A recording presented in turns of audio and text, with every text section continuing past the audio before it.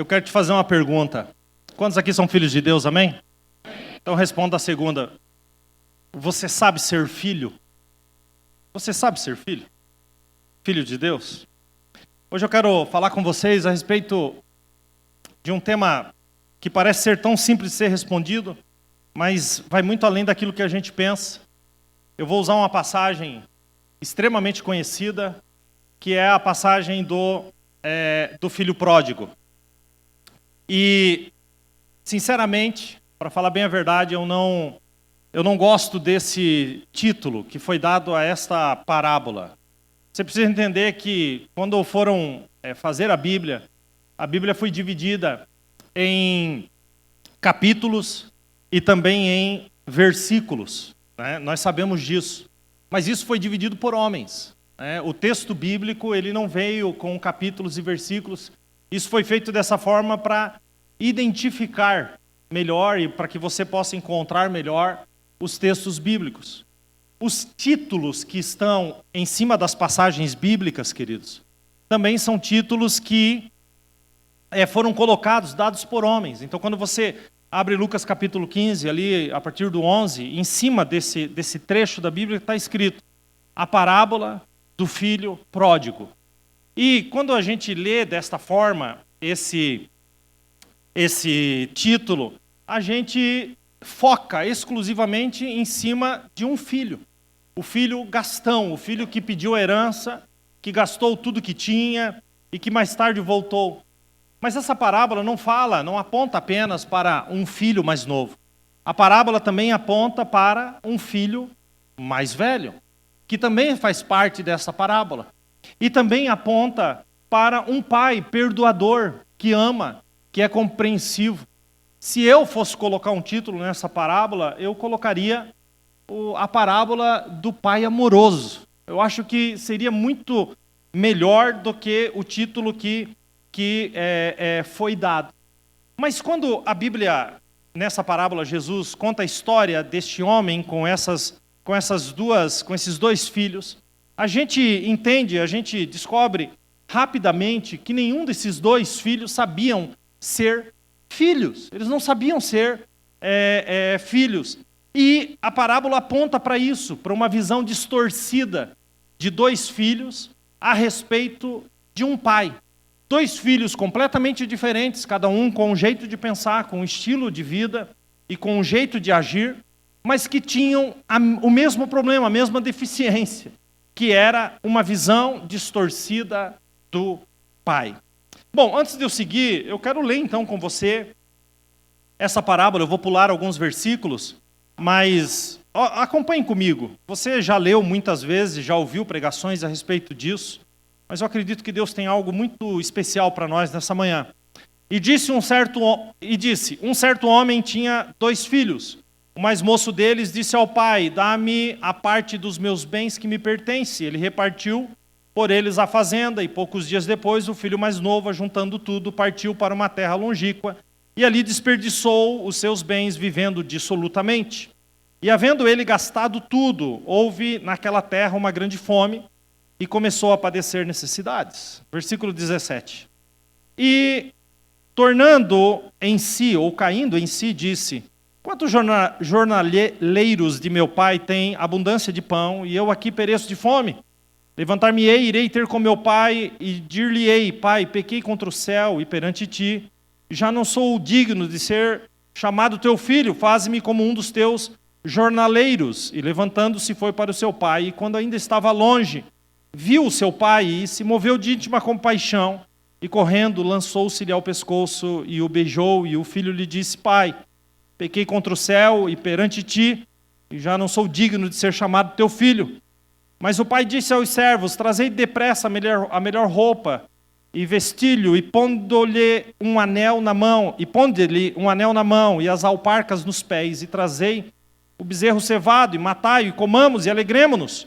Porque esse meu filho estava morto e reviveu, tinha se perdido e foi achado, e começaram a alegrar-se. Terminamos a parte do filho mais novo. Começamos a parte do filho mais velho. E o seu filho mais velho estava no campo. E quando veio e chegou perto de casa, ouviu a música e as danças. E chamando um dos servos, perguntou-lhe o que era aquilo. E ele lhe disse: veio teu irmão, teu pai matou o bezerro cevado, porque o recebeu são e salvo. Mas ele se indignou e não queria entrar. E saindo o pai estava com ele, mas respondendo ele, disse ao pai: eis que te sirvo há tantos anos, sem nunca transgredir o teu mandamento, e nunca me desse um cabrito para alegrar-me com os meus amigos. Vindo, porém, esse teu filho, que desperdiçou os teus bens com as meretrizes, mataste-lhe o bezerro cevado. E o pai lhe disse: filho, tu sempre estás comigo e todas as minhas coisas são tuas. Mas era justo alegrarmos-nos e folgarmos, porque esse teu irmão estava morto e reviveu, tinha se perdido e achou-se. Quantos são edificados somente com a leitura desse texto? Amém? Que texto precioso. Aqui, queridos, eu volto à pergunta. Você sabe viver como filho de Deus? Porque o maior benefício da salvação é justamente isso. Normalmente, pensamos na salvação somente como o livramento da vida eterna. Outros pensam na salvação somente como o céu, como destino. Mas acima de tudo, queridos, a salvação é você ser devolvido a um Pai, a um Deus que é Pai.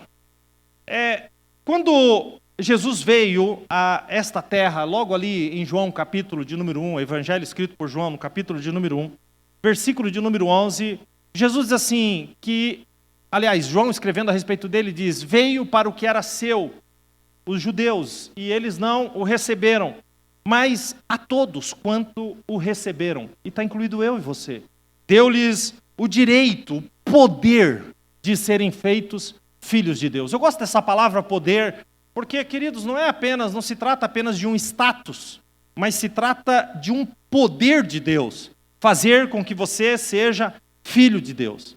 Não os que nasceram, e ele continua e diz, os quais não nasceram de sangue, nem da vontade da carne, não está falando da sua mãe e do seu pai, e nem da vontade de homem, mas nasceram pela vontade de Deus.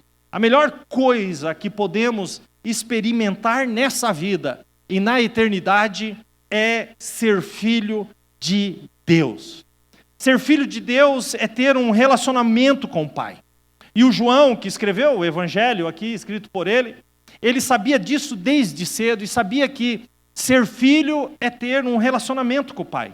Em 1 João, na primeira carta agora, não no evangelho, mas na primeira carta, no capítulo 3, versículo 1, ele escreveu assim: vede quão grande amor nos tem concedido o Pai, que fôssemos chamados filhos de Deus. Por isso o mundo não nos conhece, porque não conhece o Pai. Aí João olha para nós e diz: amados, no versículo seguinte, agora somos filhos de Deus, e ainda não é manifestado o que seremos no céu. Mas sabemos que quando Ele vier, Ele se manifestar, seremos semelhante a Ele, porque assim como Ele é, nós seremos. Olha que lindo, gente, esse texto. Somos filhos de Deus e Ele é o nosso Pai. Quando os discípulos perguntaram para Jesus e disseram: olha, nos ensina a orar. Jesus vai ensinar a oração para eles e Ele não começa assim: olha, quando vocês forem orar, comecem a oração assim: Altíssimo Deus, grandioso Deus, excelso Deus. Não, ele diz: quando vocês forem orar, comecem assim: Pai Nosso. Pai, é a expressão, é a forma como o filho chama o Pai. E Paulo vai mais longe ainda com essa expressão, e quando ele escreve Romanos 8, ele usa a mesma expressão em alguns textos, mas em Romanos capítulo 8, ele diz assim, versículo 14, porque todos os que são guiados pelo Espírito de Deus são filhos de Deus. Porque não recebestes o espírito de escravidão para estarem com medo, mas recebestes o espírito de adoção de filhos, pelo qual clamamos, Abba, Pai. A palavra Abba é pai, só que em aramaico. E foi traduzido somente a segunda parte, que é em grego. Então ficou Abba, Pai. Mas o original ali, queridos, é Pai, pai. Pai, pai. Da onde veio a expressão? Papai. Queridos, quando um filho chama um pai de papai, é diferente sim ou não? É um relacionamento. Ele diz, nós clamamos papai. É mais do que pai, é um pai íntimo. É um pai amoroso, é um pai que eu amo. Pai, é mais que um termo. É uma convicção. É a melhor coisa que nós podemos experimentar na vida. Ter Deus como nosso Pai. Satanás sabe disso. Então, trabalha na nossa vida para nos colocar debaixo de um espírito de orfandade, gente. Filhos que se sentem órfãos, que se sentem longe, que se sentem abandonados. Mas eu quero romper esta mentalidade com uma única frase de Jesus, dita em João 14:18. Jesus diz assim, eu não vos deixarei órfãos. Querido, você é filho de um bom pai. E o que me preocupa, sinceramente, é que tem tanta gente nas cadeiras das igrejas que tem, ou que poderiam ter, o melhor pai, mas vivem como se fossem órfãos. Não entenderam que o chamado da paternidade é um chamado para relacionamento. Olha o que o Paulo escreveu em Gálatas capítulo 4, versículo 4. Ele diz assim, mas vindo a plenitude dos tempos, Deus enviou o seu Filho, nascido de mulher, nascido sobre a lei, nascido de mulher, para remir nós, os que estávamos debaixo da lei, a fim de recebermos a adoção de filhos. Aí ele continua e diz, e porque sois filhos, Deus enviou aos vossos corações o Espírito do Filho, e o Espírito do Filho clama, Abba, Pai, Papai. Queridos, o Espírito Santo clama dentro de nós. Então, receba em nome de Jesus o versículo 7. Quem está entendendo isso até aqui, diga amém. Então, receba o versículo 7, eu quero que você levante a sua mão. Assim, Gálatas 4, 7, que vocês não são mais escravos, mas são filhos, e se são filhos, são herdeiros com Cristo de toda a herança do Pai. Não são mais escravos. Fala para alguém, você não é mais escravo, você é filho. Então viva como filho. Eu sei que tem muita gente aqui que não teve um bom pai terreno. Talvez alguns que nem conheceram seu pai, outros tiveram uma referência completamente distorcida de paternidade. Mas eu preciso lhe dizer que há uma palavra para você, ainda que você não teve uma referência na terra, existe um pai no céu, que quer ser o seu pai. Existe um pai no céu que quer ser o seu pai, mas você precisa aprender a viver como filho. E quando eu olho para essa parábola, gente, a gente consegue identificar posturas, o que é errado na postura de filhos. Posturas erradas na vida dos filhos. E que distorcem a paternidade do pai. E eu vou dizer para você, esse assunto é seríssimo, porque pode virar uma chave e transformar a sua vida. Mas eu preciso dizer para você que se você não tiver a postura correta, você não vai compreender o que é ser filho do pai. Essa parábola não tem apenas um filho, tem dois filhos. E alguém diz assim que o mais novo pediu a parte da herança, e o pai deu a parte da herança para o mais novo, e o mais novo foi embora. Não é o que está escrito no texto. Isso não é verdade. Se você ler o versículo de número 11, não precisa pôr. Aliás, o versículo de número 12, o mais novo chega para o pai e diz, pai, dá-me a parte dos bens que me pertence. Aí sabe o que o versículo continua? Continua e diz assim, e o pai repartiu entre eles os bens. O pai não chamou, o mais novo pediu herança e o pai deu a herança para o mais novo e negou para o mais velho. Quando o mais novo pediu, o pai chamou também o mais velho, porque o pai é justo. O pai é justo. O pai deu a parte do mais novo, mas também deu a parte do mais velho. Escute, escute. Não importa quantos anos de crente você tenha. Não importa se você aceitou Jesus ontem ou se vai aceitar daqui a pouco. O que importa é que não importa se você é mais velho ou mais novo. O Pai distribui de forma igual aquilo que a sua graça produziu para nós. Ele distribui igual, porque Deus não tem filhos prediletos. Deus não faz acepção de pessoas. Isso é bíblico. Mas eu preciso dizer que Deus faz acepção de atitudes, de respostas.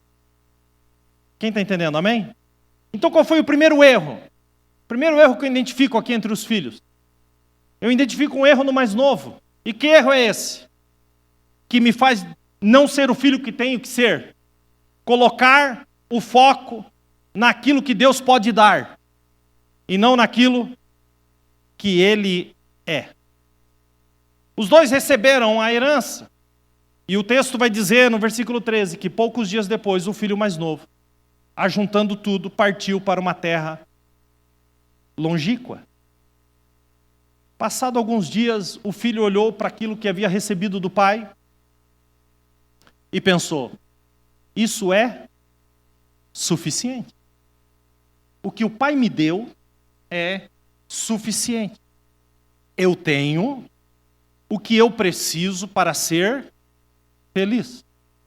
Por quê? Porque eu recebi do pai aquilo que ele tem.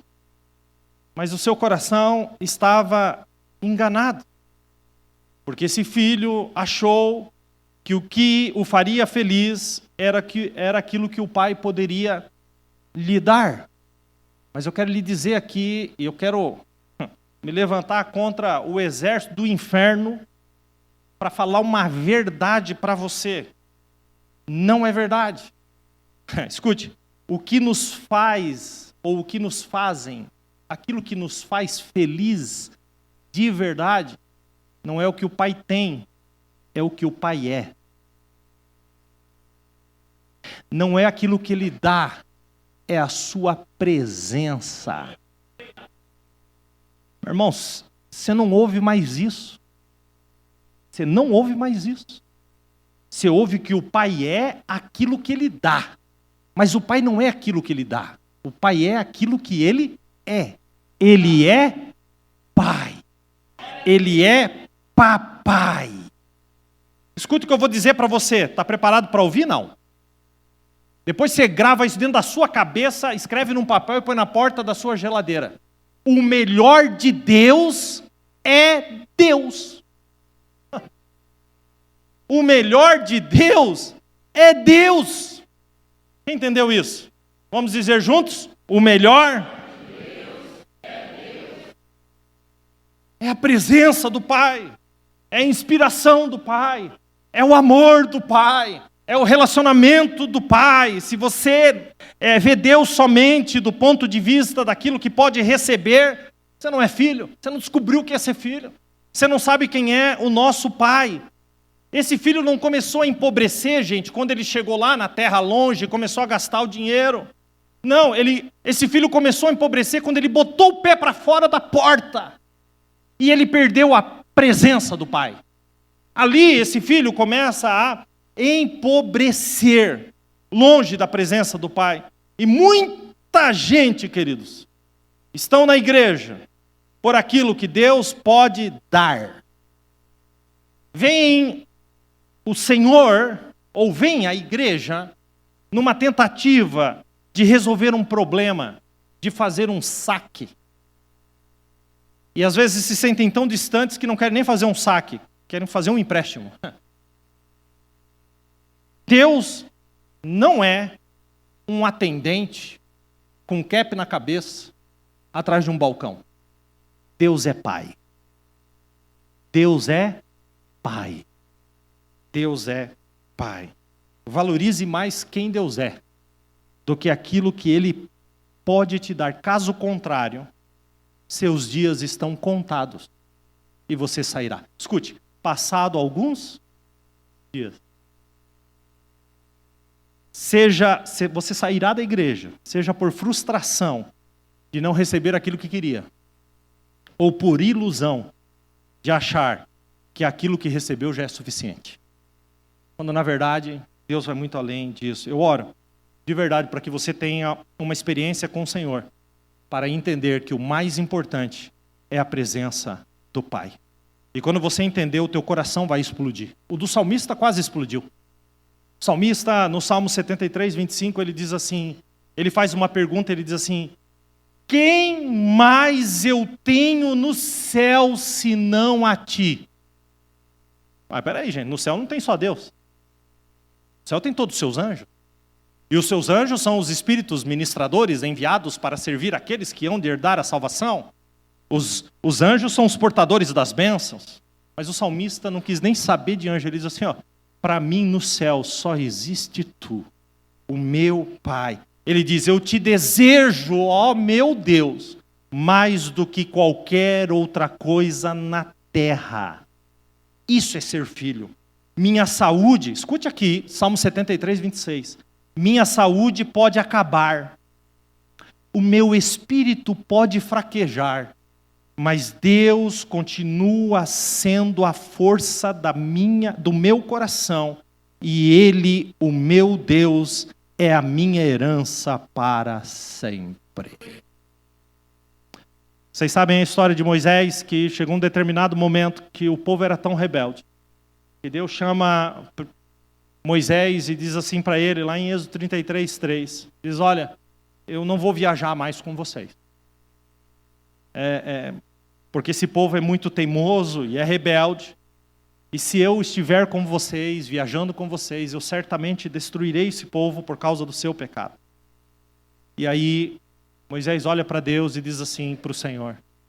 E o Senhor diz para Moisés, olha, eu enviarei um anjo com vocês, para que vocês herdem a terra de Canaã e todas as suas riquezas. Moisés olha para Deus, no versículo 15 de Êxodo 33, ele diz assim, se tu não for com a gente, não nos faça nem levantar desse lugar. Moisés diz assim, mas olha a proposta de Deus. Eu acho que a proposta de Deus, talvez seria uma proposta que você iria fechar na hora. Fechado, Senhor. Como é que é o esquema? Vocês vão herdar uma terra cheia de riquezas. E ainda vai ter um anjo meu junto com vocês. Será que qualquer um de nós não toparia na hora? Riqueza e anjo? Será que não é isso que a gente busca dentro da igreja? Não, se tiver um anjo para me guardar e riqueza na minha frente. Mas Moisés olha e diz assim, se a tua presença não for, se tu não for pessoalmente, nem nos faça levantar desse lugar. Deus olha para Moisés, para o filho, e diz assim para o filho, certamente eu farei o que me pede, pois eu me agrado de ti e te conheço pelo nome. Isso é pai. O pai conhece os filhos pelo nome. Se eu for lá no Kids agora, de 100 crianças que está lá, eu sei o nome de uns 15. Mas os pais conhecem o nome dos filhos. Ele diz, eu te conheço pelo nome. Deus quer ser seu pai. Certa feita, os filhos trocaram o pai. E a Bíblia vai nos dizer, e é uma lamentação de Deus. Você já ouviu uma lamentação de Deus? Escute que Deus lamenta em Jeremias 2,13. Pois o meu povo, os meus filhos cometeram duas maldades. Abandonaram a mim a fonte de água viva. E a segunda maldade, cavaram para si poços rachados que não seguram água. Queridos, os filhos deixaram o pai, que é a fonte da água viva. E ao invés de tomar da fonte, foram cavar poços rachados que não retinham água. Quanto trabalho para cavar um poço? sendo que o pai é a fonte. Você está se sentindo assim, cansado? Esgotado? Sabe, é mais do mesmo. Semana após semana, vendo os dias passarem na sua frente. Cavando poços que não seguram água, que não matam a sede, que não trazem prazer que satisfaz. Deus está dizendo aqui, o meu povo, ele faz duas maldades. Primeiro é me deixar. E segundo, ao invés de voltar, a segunda maldade é querer cavar poço para tomar uma água de poço rachado, água lamacenta, sendo que eu que sou o pai sou a fonte. Eu sou a fonte. Queridos, que erro desse filho. Achou que aquilo que o pai tinha lhe dado era suficiente, não precisava mais da presença do pai. Segundo erro deste filho, viver com culpa. Redobra a sua atenção nisso aqui, viu? O erro dos filhos, de muitos filhos, é deixar que a culpa roube a sua filiação. O pecado afastou o filho do pai da parábola aqui. Não foi o pai que se afastou do filho, foi o filho que se afastou do pai. O pai não se afasta, quem se afasta somos nós. Aquele filho então cai em si.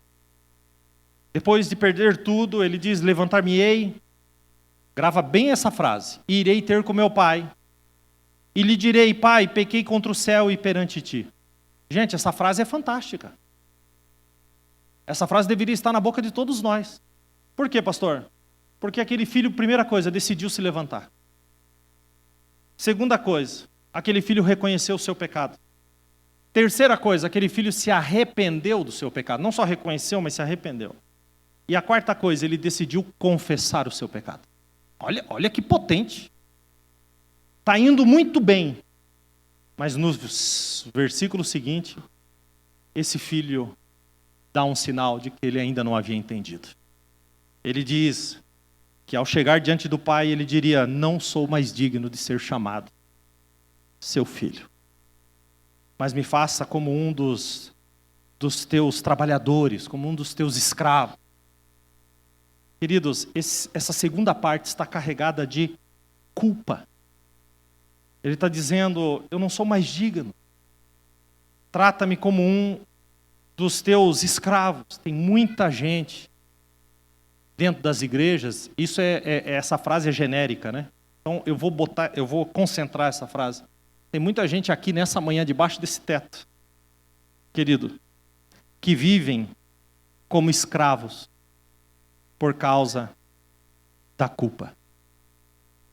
Escute isso. O pai te perdoa.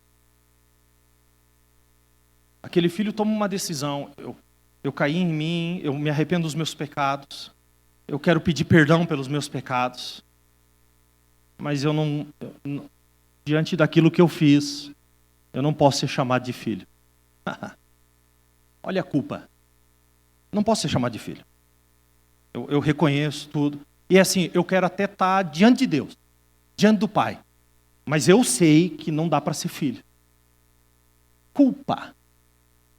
E lá vem esse jovem, e a Bíblia vai dizer então, que quando o jovem estava ainda longe, o pai o viu de longe. E se moveu de íntima compaixão. E começou a correr em direção ao filho. Está escrito isso, correndo. Olha o que está escrito, correndo. Quando a gente toma uma atitude com relação a Deus, a gente acha que a empolgação está só do nosso lado. Deus vem correndo. O bom pai.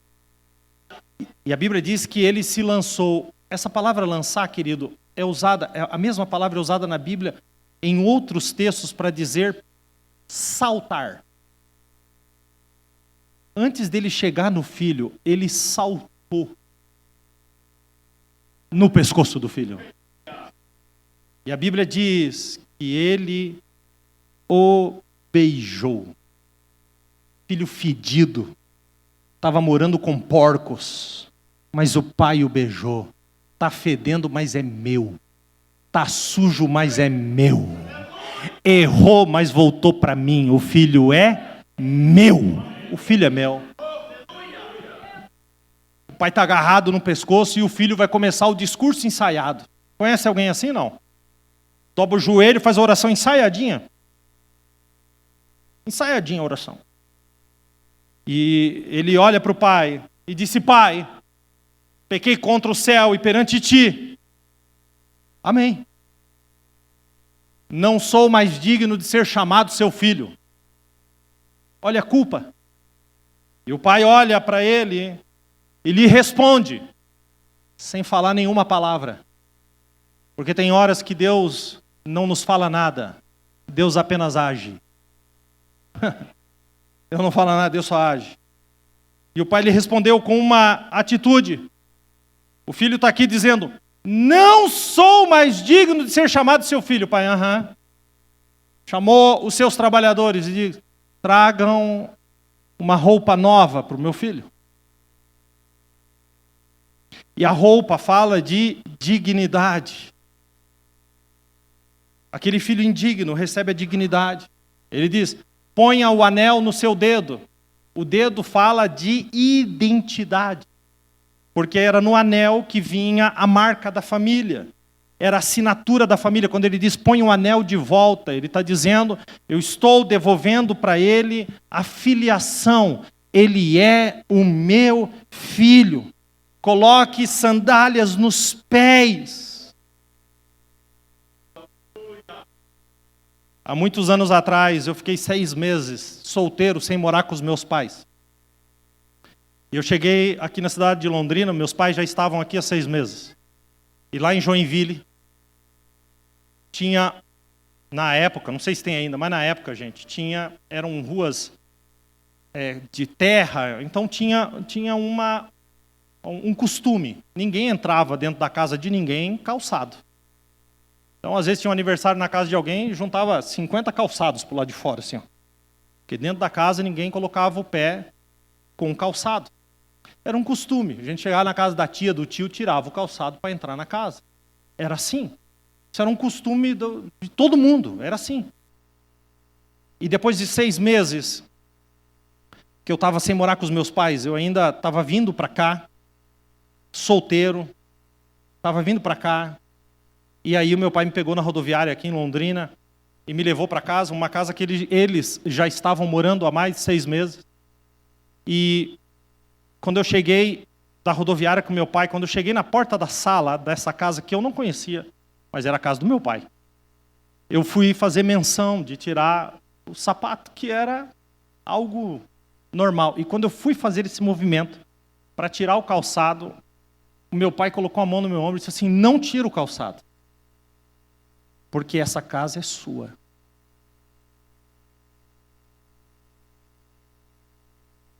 E quando eu entrei dentro de casa de calçado, eu não tinha ainda conhecido a casa, mas eu já sabia que a casa era minha. Então eu fui em todos os lugares, e quando eu cheguei na cozinha, minha mãe me deu um abraço, e eu fui na geladeira, e peguei uma água, e aquilo gravou na minha mente. Não tira o sapato, porque essa casa é sua. É a casa do seu pai. Esse cara chega todo descalço, todo arrebentado. O pai diz assim: põe a sandália. Quem anda descalço são os escravos. O filho anda calçado. A casa é sua, filho. Escuta isso em nome de Jesus: a casa é sua. A casa é sua. Você é o filho do bom pai. Coloca. E aí ele diz: tragam aqui o bezerro cevado e vamos comer, vamos fazer uma festa. Eu vou ler de novo: tragam aqui o bezerro cevado. O bezerro cevado. O, não é um, é o. Não é um, é o. Significa que aquele bezerro específico estava sendo preparado pelo pai para fazer a festa do retorno do filho. Quando ele diz para os trabalhadores: tragam o bezerro, não é um, é o específico, o melhor, o mais bem cuidado, o preparado para esse momento, para esta festa. Há um bezerro cevado esperando para fazer uma festa no dia que você entender que é filho. Um bezerro cevado. E ele dá um motivo, porque este meu filho, vou repetir, porque este meu filho não é meu escravo, não é um trabalhador, não é um conhecido, é o meu filho. Porque este meu filho estava morto, mas reviveu. Tinha se perdido, mas foi achado. E eles começaram a se alegrar. Este é o seu pai. Esse é o seu pai, ele te ama. Oh, um pai que perdoa. Salmo de número 86:5 diz: ó Senhor, tu és tão bom, tão pronto a perdoar, tão cheio de amor por todos os que te buscam. A culpa, querido, não pode sobrepujar o amor. Volta para o seu pai. O pai te cura. Escuta o que o pai te fala nessa manhã. Eu mesmo. Ele está falando, eu não mando anjo, eu não mando mensageiro. Ele está dizendo eu mesmo. Sou, Isaías 43:25. Sou o pai que apaga as tuas transgressões e não me lembro mais dos teus pecados. Pecados perdoados não são lembrados por Deus só pelo diabo. Só pelo diabo. Quanta gente que quer ter um relacionamento com o Pai, mas é cheio de culpas. Pelos erros que fez, pelas coisas que cometeu. E essa vida de culpa cria em nós uma defesa. E que defesa é? A culpa é minha, mas eu coloco a culpa nos outros. Da minha infelicidade. E em último caso, tem aqueles que colocam a culpa em Deus. Ah, porque Deus fez isso. Porque o Pai agiu dessa forma. E aí ficamos amargos. Perdemos a alegria, nos sentimos culpados até de se alegrar. Tem gente que quando ri de alguma coisa se sente culpado de ter rido. Eu não tenho direito de me alegrar. Eu não tenho direito de sorrir. Eu não tenho. Davi, então, no Salmo 51, estava carregado de culpa. Mas ele teve um encontro com o Pai e ele escreveu: tem misericórdia de mim, ó Deus, por causa do teu amor, por causa da tua grande compaixão, apaga as manchas da minha rebeldia. Escute agora: lava-me de toda a culpa e purifica-me de todo o pecado. Ele não pede só perdão pelo pecado, ele pede para ser lavado da culpa. Porque ele se sentia culpado. Queridos, o mesmo Davi no Salmo 32, versículo 1, ele diz: como é feliz aquela pessoa, eu vou chamar de filho, como é feliz o filho cuja desobediência é perdoado, cujo pecado é coberto. Sim, como é feliz aquele cuja culpa o Senhor, o Pai, não leva mais em conta. Aquele filho disse que não podia ser mais filho, só queria um pedaço de pão. Isso revela que, na verdade, aquele filho não conhecia o coração do Pai. Quem está entendendo isso até aqui, diga amém. Terceiro erro de quem é filho, mas não se vê como filho. Não consegue festejar. Filhos que não se sentem filhos, rejeitam celebrar. Conhece alguém assim? Não. Sempre joga um balde de água fria sobre si mesmo e sobre os outros.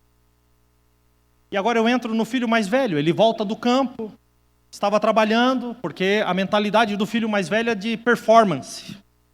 Quanto mais eu faço, mais o pai se agrada de mim por causa do meu trabalho, não porque eu sou filho. E o filho chega e, quando chega perto da casa, escuta música e vê dança. Qual o motivo da festa? Que motivo é esse? Então ele chama um dos servos e pergunta: o que está acontecendo?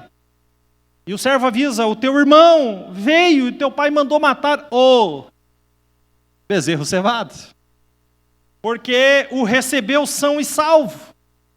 E a reação desse filho imediata é, versículo 28, ele se indignou e não queria nem entrar na casa. Vou dizer uma coisa para você aqui. Igreja é lugar de festa. A gente tem que festejar a bondade do Pai. Esse ambiente é um ambiente de misericórdia. E tem uma porção de gente que confunde santidade com cara feia. Fica aquela cara de coruja com dor de dente, assim, ó. Uma cara feia, uma cara amarrada. A justiça dos homens gera vingança. A justiça de Deus na cruz gera perdão. Gera perdão.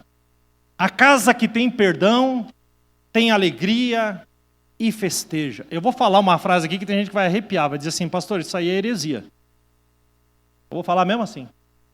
Deus é um Deus que gosta de festa.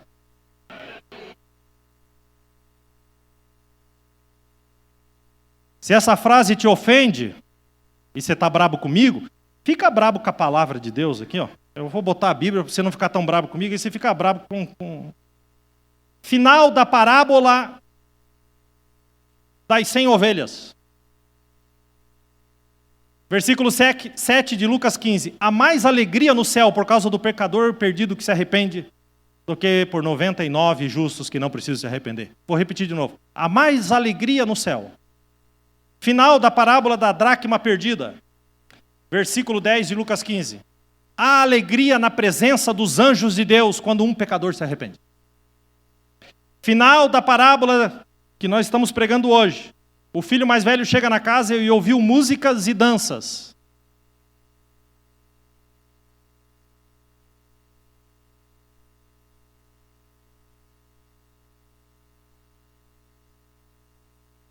Quando o filho mais velho bate de frente com o pai diz assim, era justo, meu filho, porque o pai é justo. Nos alegrarmos e folgarmos. Sabe o que significa essa palavra folgarmos? É a mesma de comemorarmos. Alegramos-nos, alegrarmos e comemorarmos. Se você acha que isso é pouco, deixa eu ir em Sofonias, capítulo 3, versículo 17. Diz assim, pois o Senhor, o teu Deus, está no seu meio. Ele é um Salvador poderoso. Ele se agradará de vocês com exultação e acalmará todos os seus medos com amor. Está preparado para ouvir? Não, acho que eu não vou ler isso aqui, gente. Eu leio, gente. Deus se alegrará em você com gritos de alegria. Não vou ler isso aqui. Não vou ler, não. Não leia. Deus se alegrará em você com gritos de alegria. Aí você entra por aquela porta, meu Deus do céu. Parece que matou 10 e deixou 5 amarrados para matar amanhã. O povo levanta a mão, não levanta. A borda da cadeira é de ferro. Se fosse de outro material, se agarra na cadeira da frente. Não tem uma expressão de alegria. Eu posso dizer uma coisa baseada na palavra de Deus? E se você quiser não concordar comigo, é só você vir trazer os teus textos bíblicos aí que a gente entra num consenso. Mas baseado na palavra de Deus que eu leio. Deus é um Deus que ama festa, que ama alegria, que ama gritos de celebração, que ama prazer, que ama quando o seu povo se alegra. Só que só consegue fazer isso quem é filho. Só quem é filho. E o mais lindo, Provérbios 15, 13, que diz que o coração alegre aformoseia o rosto, mas pela dor do coração o espírito se abate. Sabe o que diz aqui? Que o coração alegre consegue o que o botox não consegue.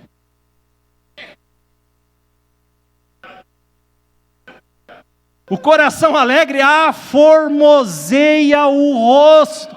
Tem a capacidade de deixar você mais bonito. Meu Deus, que milagre! Que bênção! O Pai quer curar a sua dor e te fazer feliz novamente. um filho mais velho, dedicado, esforçado, mas não conhecia o coração do pai. Ele queria uma punição, porque aquele que não sabe ser filho sempre quer punir os outros. E quer punir a si mesmo. Queridos, a nossa justiça própria cega a nossa visão. Celebre o perdão do pai na vida dos outros, na sua vida. Caso contrário, você não sabe viver como filho. Amém? Posso ver uma expressão mais alegrinha no seu rosto? Vamos decorar um versículo, gente? Quem quer decorar um versículo comigo? Tá bem fácil até o endereço. Filipenses 4:4. Filipenses diz assim: alegrai-vos sempre no Senhor. Outra vez digo, alegrai-vos. Vou repetir: alegrai-vos sempre no Senhor. Outra vez digo, alegrai-vos. 1, 2, 3. Alegrai-vos sempre no Senhor. Outra vez. Alegrai-vos. Ficou lindo, mas o seu rosto não combinou com o que você estava falando. Alegrai-vos sempre no Senhor. Parece a tuba da orquestra. Vamos terminar, gente? Vamos se alegrar? 1, 2, 3. Filipenses. Alegrai-vos. Outra vez digo. Vamos aplaudir Jesus. Vamos aplaudir Jesus.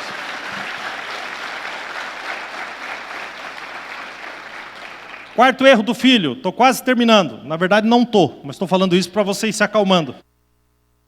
Estabelecer o seu relacionamento com o pai na justiça própria. O filho está indignado, aí o pai sai para fora e o filho diz: eis que te sirvo há tantos anos sem nunca transgredir o teu mandamento. O que é isso? Ele está se baseando na justiça própria. E a justiça, a base do reino de Deus, querido, não é baseado nos nossos certos e erros. A base do reino de Deus é baseado no amor incondicional do pai.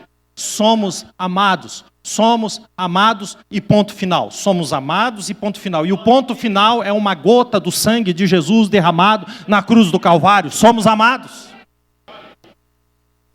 Somos amados. Você não compra a bondade de Deus com a sua justiça própria. E isso é o problema de muita gente. Você conhece alguém que diz assim: eu oro, eu venho à igreja, eu sou um bom religioso, mas parece que Deus não faz nada? Conhece alguém assim? Como que ele se coloca? Ele coloca primeiro a sua própria justiça. Eu oro, eu venho à igreja. Bom, baseado nisso, em mim, Deus tem que dar essa resposta. Não sabe ser filho. Se Deus não fizer a minha vontade, eu me frustrarei e não o amarei mais.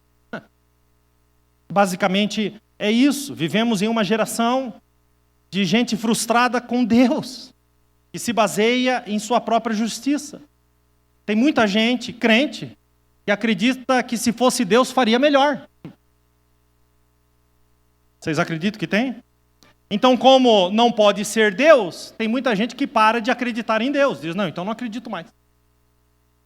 Porque Deus fez isso. Porque o Pai permitiu isso. Porque isso. Mas ainda que você seja relutante contra Deus, eu quero lhe dizer que os filhos podem até fingir que o Pai não existe. Mas lá no mais profundo das suas almas, essas pessoas gostariam de se lançar nos braços do Pai. Essa aqui é a grande realidade. Justiça própria. Finalmente, o quinto erro: filhos que não sabem ser filhos não conseguem desfrutar da herança. Olha o que esse filho mais velho falou: nunca me deste um cabrito para alegrar com os meus amigos, para alegrar-me com os meus amigos. O filho mais novo só queria ser mais um escravo. E esse filho mais velho se sentia como um escravo. Filhos diferentes, mas na mesma condição. Esse filho está dizendo: eu estou aqui há tanto tempo e tu nunca me deu um cabrito. E pior que isto, ele diz: nunca me desse um cabrito. Mas vindo, porém, este teu filho. Vindo, porém, quem? Esse teu filho. Mas o filho do pai é o que dele? Não é meu irmão, é teu filho. Não é meu irmão, é teu filho, se vira. Vindo, porém, esse teu filho que desperdiçou tudo, tu matou o bezerro cevado. Não é um, é o. Tu matou para ele. Observe a revolta com o pai. Como é que anda o seu relacionamento com o pai?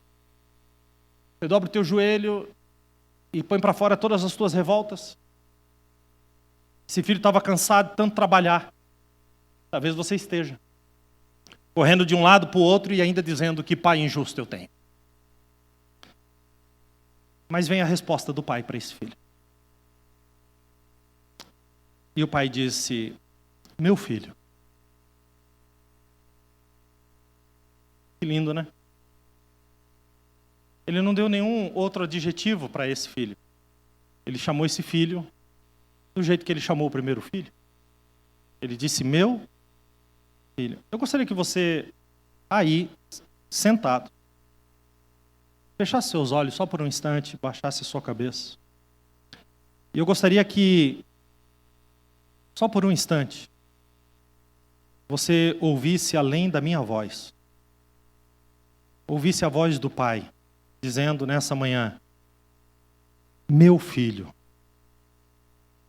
minha filha, tu sempre estás comigo, e todas as minhas coisas são tuas. Por que essa sequidão? Por que essa rebeldia? Eu sou o pai que sabe o que faz, ainda que você não entenda. Escute. Tudo que eu tenho é teu, diz o seu pai, o seu papai. Mas você tem vivido como escravo, como uma escrava, e não como um filho, uma filha. Olha aqui para mim, gente. Quando eu terminei de ler essa parábola, eu fiquei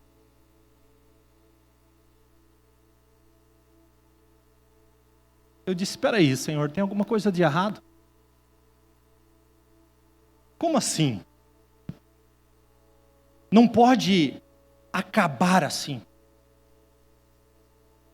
O que aconteceu depois? Depois da festa, o filho mais novo aprendeu a ser filho? O que aconteceu? Entendeu que aquilo que o pai tinha não é suficiente sem aquilo que o pai é. Entendeu? Não tem. E o mais velho, então, ele compreendeu o amor do pai. Ele deixou de viver como escravo para ser filho. Ele parou de pensar que se ele fosse pai, ele faria diferente. Ele se reconciliou com o irmão. E ao invés de chamar o irmão do filho do pai, chamou o irmão de irmão. Não pode terminar assim, gente. Onde é que está o resto? Porque não foi escrito. Então o bom pai, pela sua infinita misericórdia, me respondeu. E sabe o que o meu pai, que também é teu pai, porque o pai não é meu, o pai é nosso, respondeu para mim. Ele disse: meu filho, é que o final quem escreve é você. É você que escreve. O fim da parábola é você que está escrevendo. E naquele dia o pai me fez uma pergunta: como terminará? Que tipo de filho você será? O filho que foge? Ou o filho que se revolta? Porque eu vou continuar sendo o mesmo pai. E eu respondi chorando, gente. Copiosamente chorando. eu disse: eu não quero ser um filho atrás de coisas. Eu quero a tua presença, meu Pai.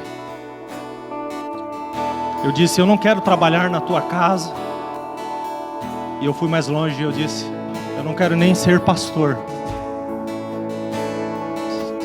se tu não for o meu pai, se eu não for o teu filho. Porque senão eu posso só ter performance. Eu trabalho, e talvez até pregue, mas vivo como um escravo. E eu disse para o meu pai naquele dia e para o seu pai, eu disse: eu quero ser um bom filho, porque tu és um bom pai. Receba essa palavra. Para de brigar com o pai. Para de questionar o pai. Para de fugir do pai. Para de ficar só pedindo a herança para o pai. Viva como filho, na presença de um bom pai. Eu quero terminar com o Salmo 36, versículo 7. Quão preciosa é, ó Deus, a tua benignidade, pelo que os filhos se abrigam debaixo das tuas asas. E os filhos se fartarão da gordura da tua casa. E tu farás os filhos beberem da corrente das tuas delícias. Porque em ti, ó Pai, está o manancial de vida. E na tua luz, os filhos verão a luz. Eu quero que você fique de pé. Eu quero cantar um trecho dessa canção. Vamos desde o começo. Quero cantar um trecho dessa canção com você. Vamos juntos.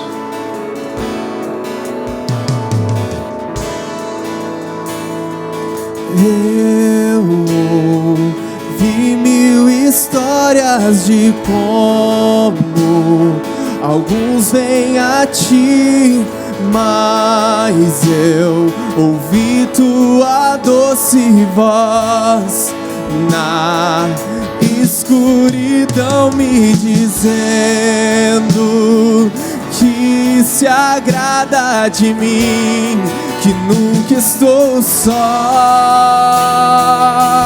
Tu és um bom pai, é quem tu és, é quem tu és, é quem tu és. Eu sou amado por ti, é quem eu sou, é quem eu sou, é quem eu sou. Tu és um bom pai, é quem tu és, é quem tu és, é quem tu és. Eu sou amado por ti, é quem eu sou, é quem eu sou, é quem eu sou.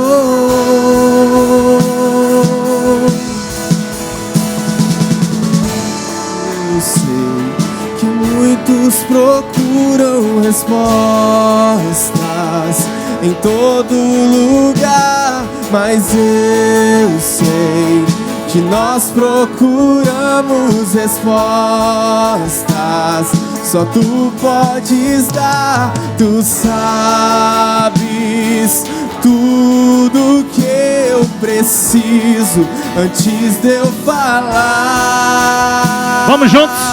Tu és um bom pai, é quem tu és, é quem tu és, é quem tu és. Eu sou amado por ti, é quem eu sou, é quem eu sou, é quem eu sou. Tu és um bom pai, é quem tu és, é quem tu és, é quem tu és. Eu sou amado.